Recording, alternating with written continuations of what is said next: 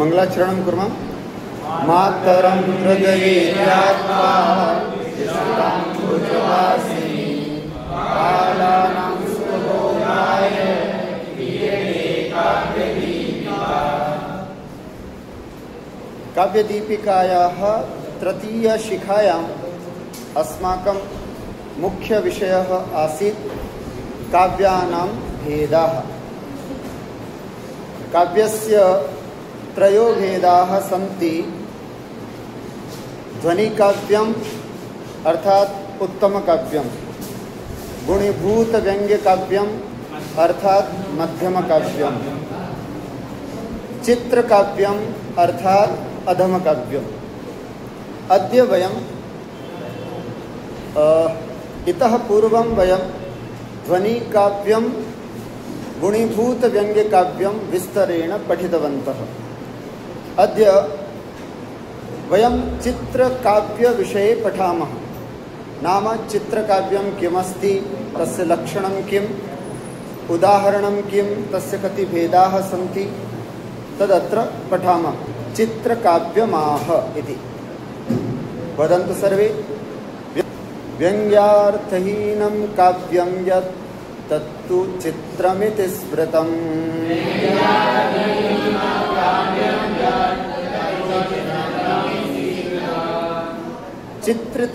चित्रमिति स्मृतम्। चित्रमिति स्मृतं नाम कथितम्। किमस्ति चित्रं काव्यं? चित्रं काव्यं किं भवति? तर्हि अत्र लिखितमस्ति व्यङ्ग्यार्थहीनं काव्यं यत् काव्यं व्यङ्ग्यार्थेन हीनं भवति, यत्र व्यङ्ग्यार्थः किमपि न भवति, तत् काव्यं चित्रकाव्यम् उच्यते। पश्यतु, अस्य नाम चित्रमिति किमर्थमस्ति? तर्हि अत्र लिखितमस्ति चित्रमिति गुणालंकारयुक्तम्। अर्थात चित्र का मतलब होता है जहाँ पर गुण और अलंकारों से युक्तता हो। व्यंग्य से बिल्कुल रहित है ये काव्य, लेकिन चित्र है। चित्र का मतलब बड़ा विचित्र है। क्यों विचित्र है? क्योंकि इसमें गुण है और अलंकार है। गुण और अलंकारों से सुशोभित है, इसलिए चित्र काव्य है। और अधम काव्य क्यों बोला जाता है इसको? क्योंकि इसमें किसी भी प्रकार का व्यंग्य नहीं है, व्यंग्यार्थ से रहित है। जैसा लिखा है व्यंग्यार्थहीनम काव्यम, अर्थात व्यंग्यार्थ से हीन जो काव्य है उसे हम चित्र काव्य कहते हैं। चित्र पद से अर्थ है गुणालंकार युक्तम, अर्थात गुण और अलंकार इसमें होते हैं। अच्छा, इसमें लिखा है व्यंग्यार्थहीनम, तो व्यंग्यार्थहीनम इस पद से क्या अर्थ होता है? क्या बिल्कुल व्यंग्य नहीं होता है? तो आगे लिखा है क्या? स्फुट प्रतीयमान व्यंग्यार्थ रहितम। स्फुट माने स्पष्ट रूप से प्रतीत होने वाले व्यंग्यार्थ से रहित होता है। व्यंग्यार्थ दो प्रकार का होता है। एक तो बोलते ही तुरंत समझ में आ जाए, अच्छा ये व्यंग्य है इसमें। और एक व्यंग्य तो होता है लेकिन इतना स्फुट नहीं होता है, स्पष्ट नहीं होता है, चमत्कार जनक नहीं होता है। ऐसा व्यंग्य यहाँ पर होता है। मतलब सामान्य व्यंग्य। एक तो अतिशयकारी, चमत्कार युक्त, आनंदप्रद व्यंग्य होता है, और एक सामान्य व्यंग्य होता है। तर्हि अत्र चित्रकाव्ये कीदृशं व्यङ्ग्यमस्ति?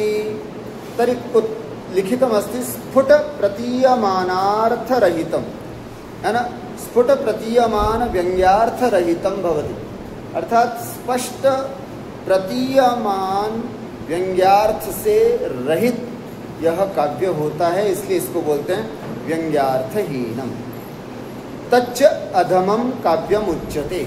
इस काव्य को अधम काव्य भी कहते हैं। ठीक हुआ? तीन काव्यों के नाम और उनके अपर नाम अर्थात पर्यायवाची आप सबको पता होना चाहिए। ध्वनि काव्य का दूसरा नाम क्या है? उत्तम काव्यम। गुणीभूत व्यंग्यस्य अपरम नाम किम?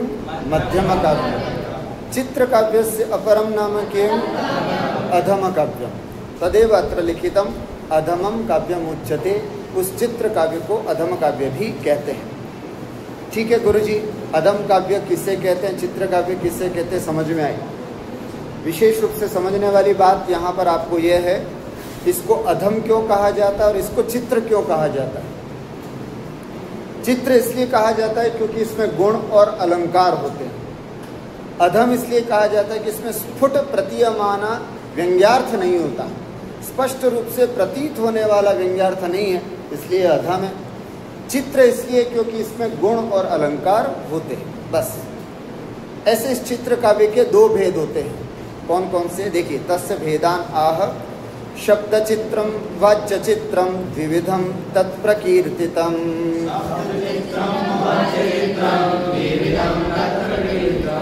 तद्विविधम प्रकीर्तितम, तच्चित्र काव्यम द्विविधम, दो प्रकार का, प्रकीर्तितम कहा गया है, अर्थात वह चित्र काव्य दो प्रकार का बताया गया है। कौन कौन सा, शब्द चित्रम वाच्य चित्रम।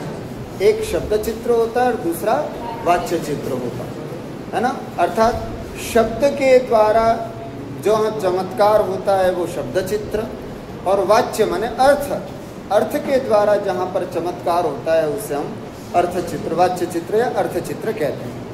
पश्यतु शब्द चित्रम किम, शब्द चित्र किसे कहते हैं, उसका लक्षण यहाँ पर दिया गया, देखे ध्यान से, बोलिए। यत्र वाच्यार्थात् शब्दस्य प्राधान्येन चमत्कारित्वं तत्शब्दचित्रम। शब्दचित्रम किम, शब्दचित्र किसे कहते हैं, तो साफ लिखा है, यत्र वाच्यार्थात्, जहाँ पर वाच्यार्थ से शब्दस्य प्राधान्येन चमत्कारित्व, शब्द की प्राधानता होने से चमत्कारित्वम, जहाँ चमत्कार हो। बताओ, शब्द चित्र में चमत्कार किसका, शब्द का, प्रधानता किसकी, शब्द की। ठीक है, तो वही लिखा है। किससे ज्यादा प्रधान होता है शब्द, यहाँ पर किससे ज्यादा प्रधान होता है, अर्थ से, वाच्य से या अर्थ से। अर्थ अथवा वाच्य से शब्द की प्रधानता होती है, शब्द में ज्यादा चमत्कार होता है, इसलिए इस काव्य को हम क्या बोलते हैं, शब्द चित्रम, शब्द चित्र। यथा उदाहरणम अत्र दत्तमस्ति, एकम सुंदरम पद्यमस्ति, भवन्तः सर्वे वदन्तु। कूजत् कुंज कुटीर कौशिक घटा गुत्कारवत् कीचक।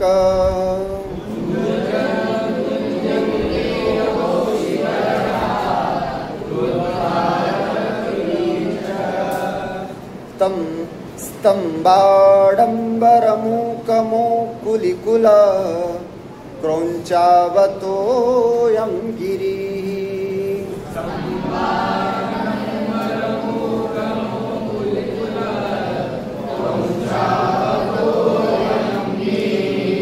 एतस्मिन् प्रचलाकिनं प्रचलतां मुद्वेजिता कूजितैर्।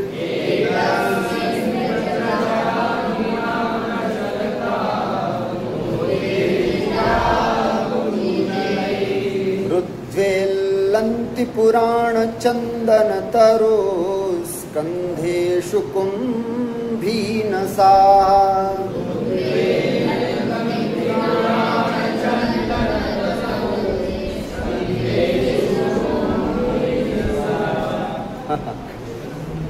एतत् पद्यम कस्य उदाहरणम् अस्ति, शब्द चित्रस्य, अर्थात शब्दानां चमत्कारम् अस्ति। ऐसे कठिन कठिन शब्द हैं, है ना, कवि अच्छे अच्छे शब्दों को जोड़ जोड़ करके इसमें रखता है, इसलिए कदाचित उच्चारण में थोड़ी कठिनाई होती है। कूजत कुंज कुटीर कौशिक घटा घुत्कारवत् कीचक। बोलिए, जोड़।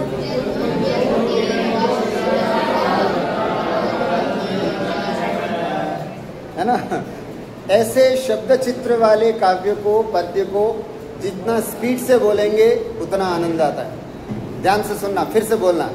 कूजत कुंज, पहले सुनो, कूजत कुंज कुटीर कौशिक घटा गुत्कारवत कीचकस।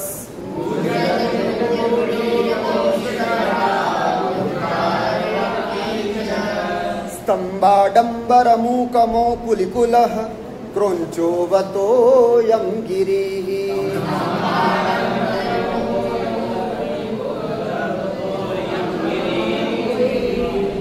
एतस्मिन्, फिर से बोलो, स्तंभाडंबर मूकमो कुलिकुलः क्रोंचावतोऽयं गिरिः।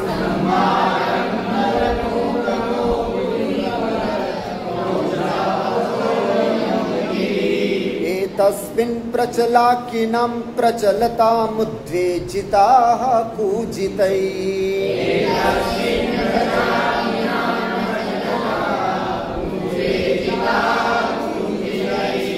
रुद्वेल्लन्ति पुराणचन्दनतरुस्कन्धेषु कुम्भीनसाः।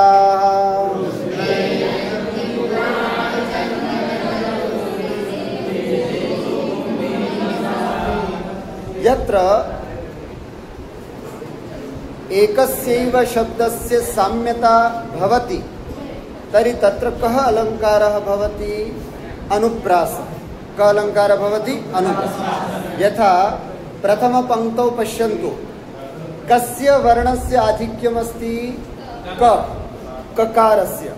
कूजत कुंज कुटीर कौशिक कट, ऐसे कौशिक घट, अत्र क क क इति अस्ति। अनन्तरं घ, घटा गुत्कार इति, पुनः कीचकवत्।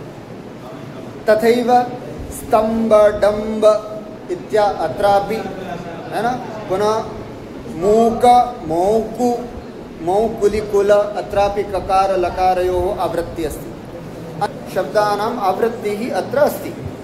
जहाँ पर शब्दों की आवृत्ति एक जैसे शब्दों की आवृत्ति होती है वहाँ पर शब्दालंकार अनुप्रास होता है।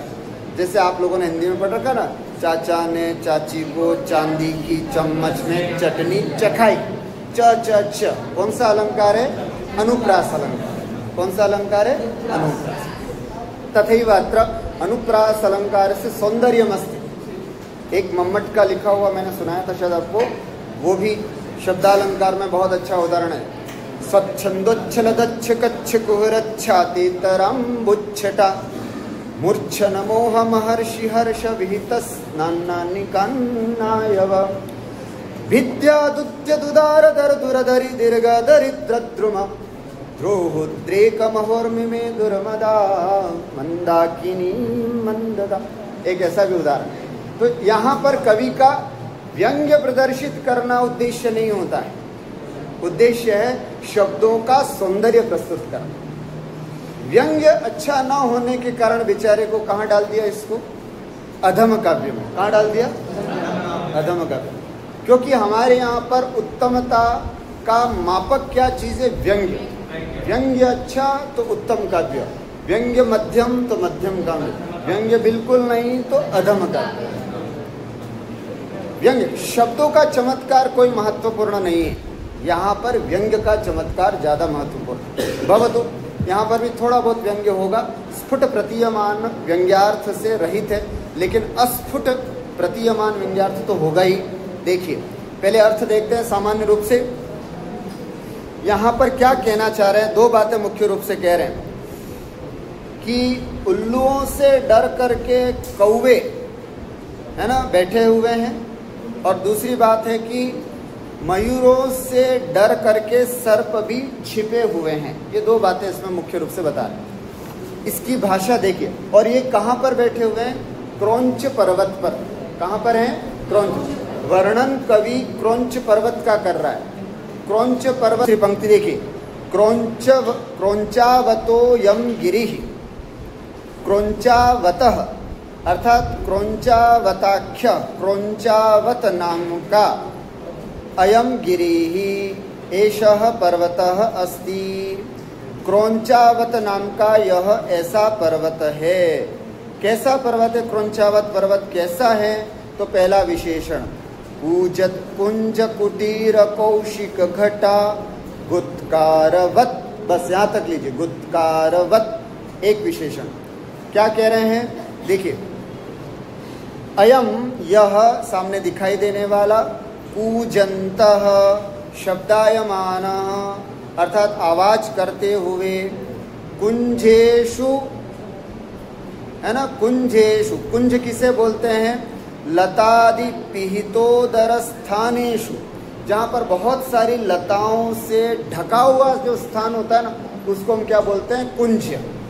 क्या बोलते हैं उसको, कुंज। झाड़ियाँ, जिसको अपन हिंदी में बोलते हैं, झाड़ियों में छिप करके बैठा हुआ बोलते हैं ना, झाड़ियाँ, बहुत सारी जड़ें, बहुत सारी लताएं, इससे छिपा हुआ वन स्थिति स्थान जो होता है उसको बोलते हैं कुंज। कूजत कुंज, कूजन्तः शब्दायमानाः कुत्र, कुंजेषु लतादि पिहितोदर स्थानेषु एव कुटीरेषु, ऐसे कुटीरों में, अर्थात कुंज कुटीरों में, कुंज रूपी कुटीरों में, ये कौशिकाः, कौशिक मतलब उल्लुकाः, है ना, उल्लुकाः जो उल्लू हैं, तेषां घटायाः, उनके समूह, घटा माने समूह, उनके समूह से ये गुत्काराः, गुत्कार उनकी आवाज होती है। उल्लू की आवाज कैसी होती है, गू गू गू ऐसे, तो उनको गुत्कार बोलते हैं। क्या बोलते हैं उसको, गुत्कार। उसकी आवाज को हम क्या बोलते हैं, गुत्कार।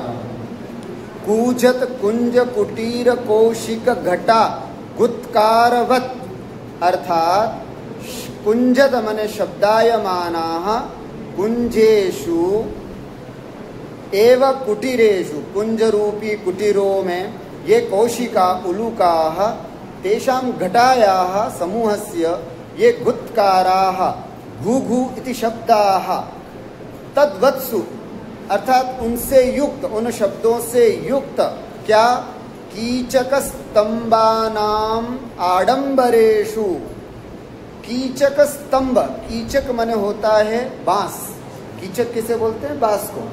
कीचक स्तंभानाम अर्थात बांस के विशेष गुच्छों में, गुच्छों के, आडंबरेषु बांस के बने हुए विशेष गुच्छों में, गुच्छों के समूह में, मूकानि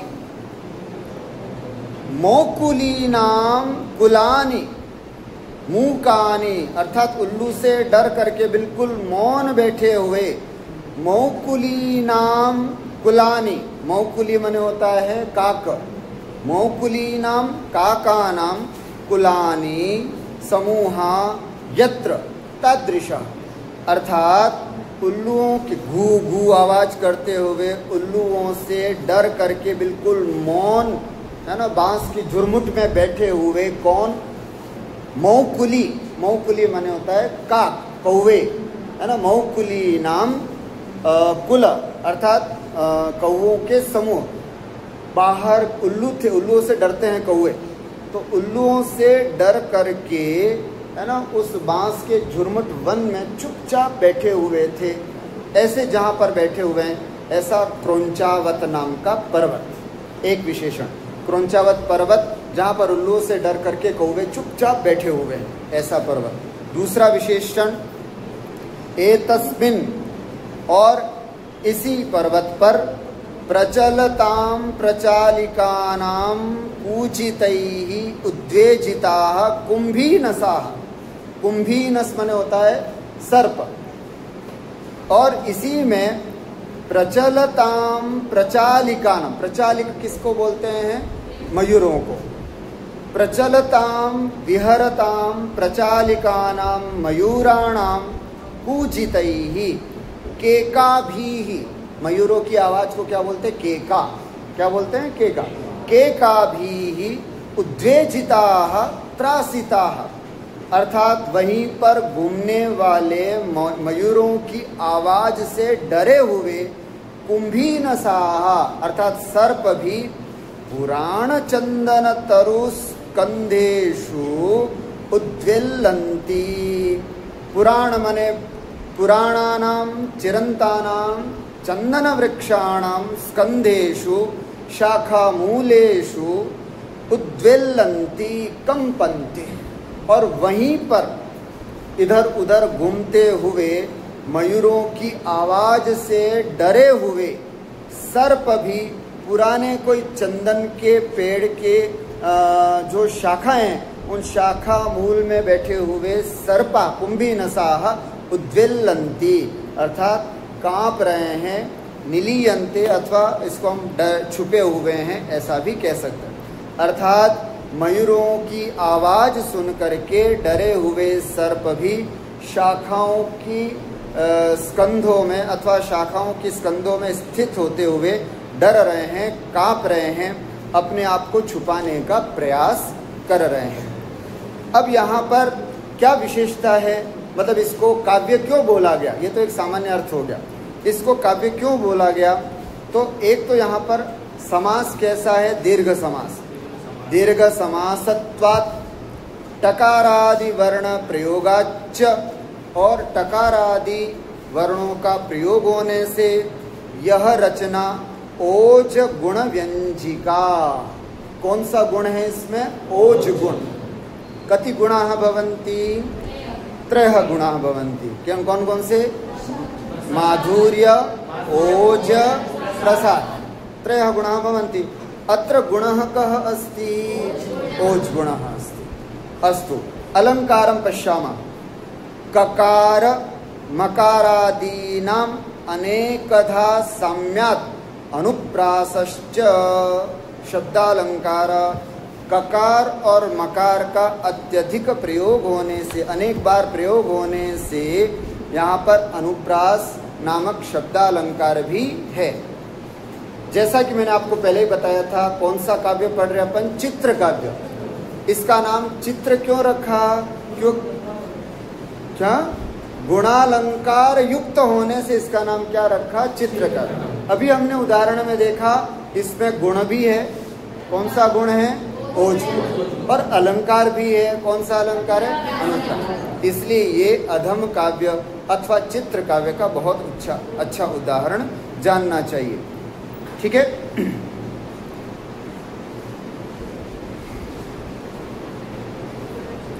और यहाँ पर अगर कोई पूछे कि गुरुजी यहाँ कोई व्यंग्य भी है क्या, तो व्यंग्य इतना सा हो सकता है कि यहाँ क्रौंचगिरी पर्वत पर बहुत सारे कौवे, बहुत सारे उल्लू, बहुत सारे मयूर, सर्प, बहुत सारे चंदन के वृक्ष हैं। बस ये एक छोटा सा व्यंग्य है जो कि कवि को कहना इप्सित नहीं है। कवि को यहाँ क्या इप्सित है, शब्दों का चमत्कार बताना। ठीक है, अतएव अत्र व्यंग्यस्य आधिक्यम नास्ति। अब हम देखते हैं वाच्य चित्र किसे कहते हैं। पहले उसका लक्षण देखते हैं और फिर उसका अर्थ देखते हैं। वदन्तु, बोलिए। यत्र शब्दात् वाच्यार्थस्य प्राधान्येन चमत्कारित्वं तत् वाच्य चित्रम।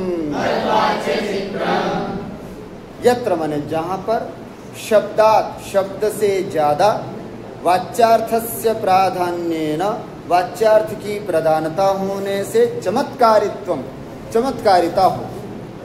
जहाँ पर अर्थ की चमत्कारिता हो, अर्थ की प्रधानता हो, उसे हम अर्थ वाच्य चित्र कहते हैं।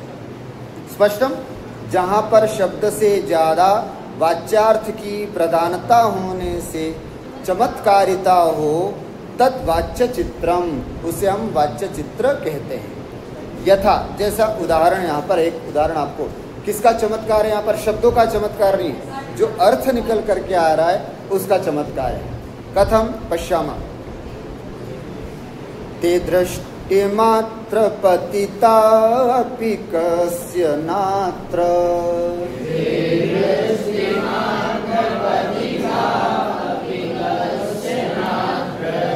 क्षोभाय पक्ष्मलदृशामलकाः फलाश्च,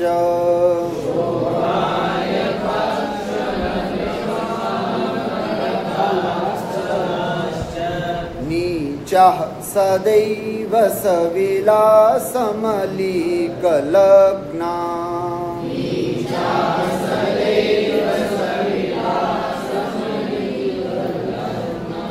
ये कालतां कुटिलतामिव न त्यजन्ति।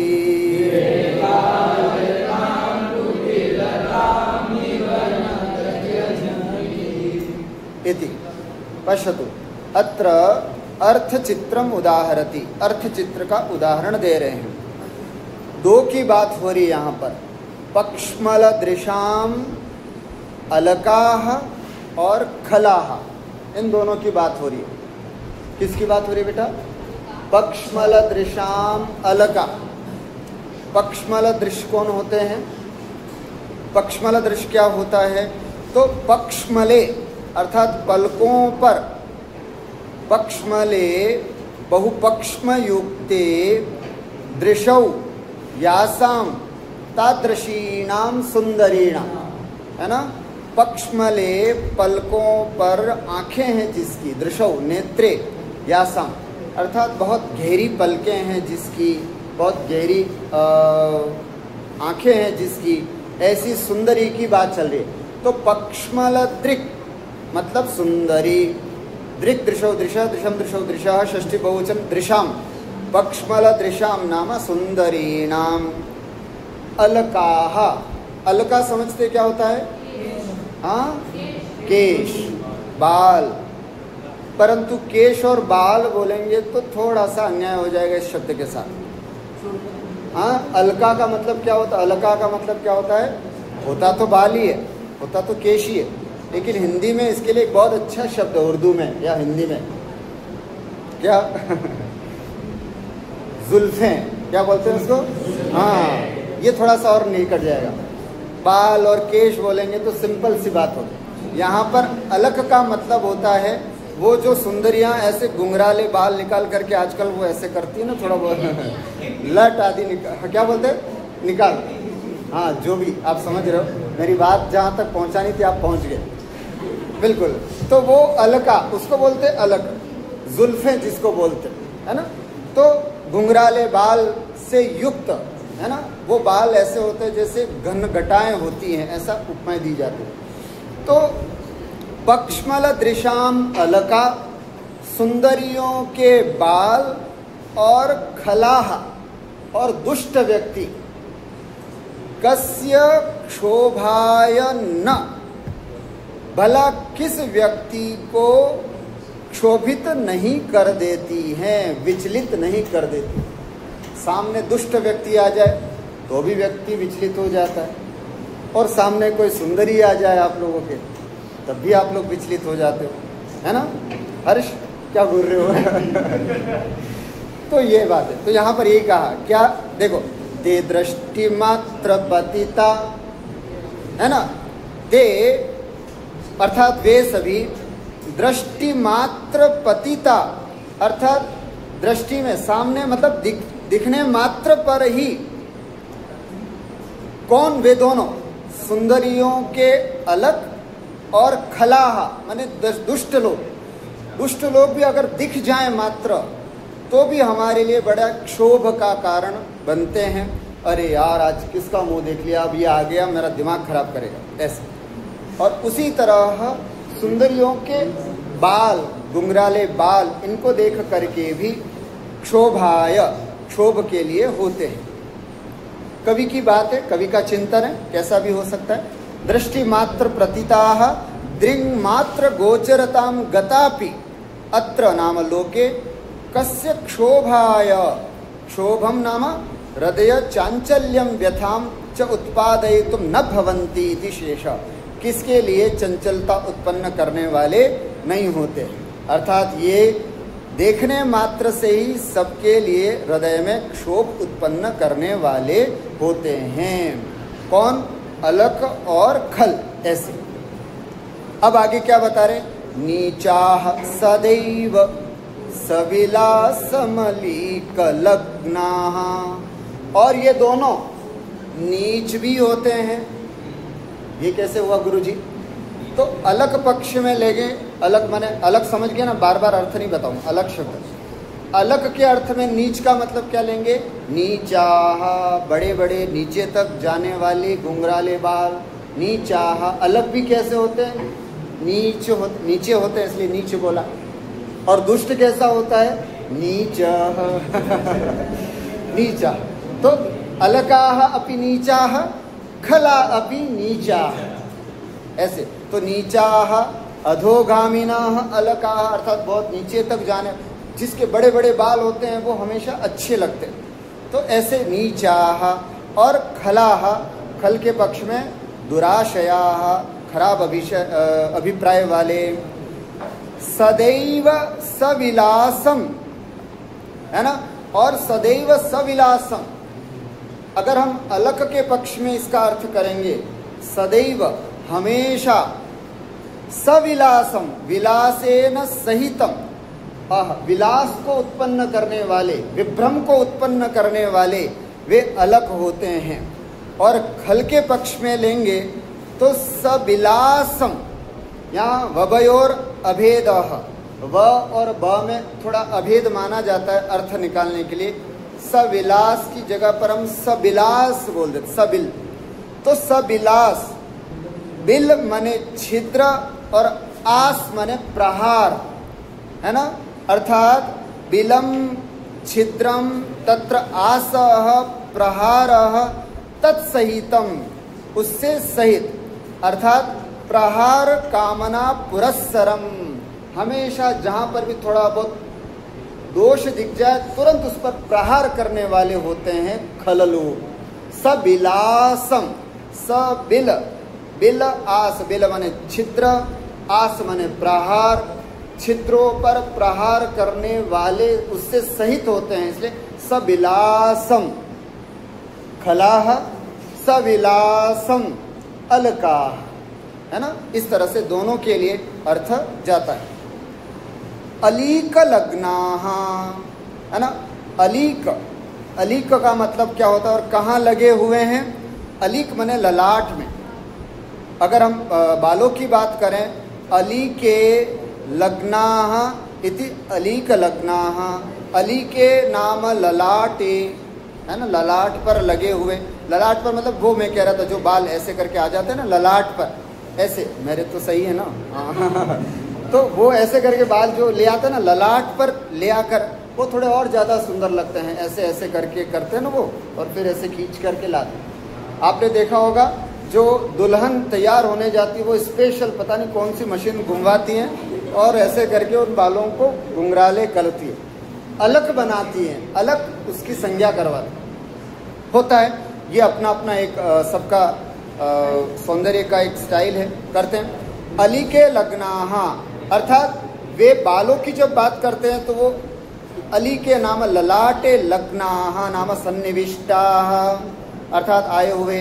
और अगर हम दुष्ट की बात करें तो अली के लग्नाः, अलीक माने झूठ भी होता है, अली के अर्थात झूठ बोलने में, मिथ्या भाषणे, परवंचने, दूसरों को ठगने में, लग्नाः जो हमेशा आसक्त रहते हैं, ऐसे।